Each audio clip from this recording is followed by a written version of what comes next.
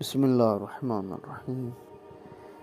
امام سجاد علیہ السلام صحیفہ سجادیہ میں ماہ رمضان المبارک کو اس انداز میں ودا کرتے تھے کہ اے اللہ، اے وہ جو اپنے احسانات کا بدلہ نہیں چاہتا، اے وہ جو عطا و بخشش پر پشیمان نہیں ہوتا، اے وہ جو اپنے بندوں کو ان کے عمل کے مقابلے میں زیادہ اجر عطا کرتا ہے۔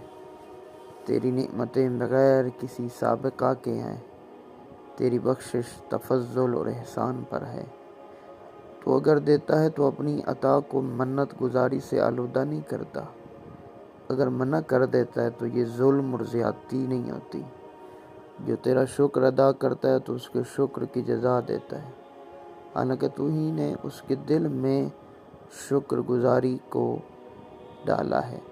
جو تیری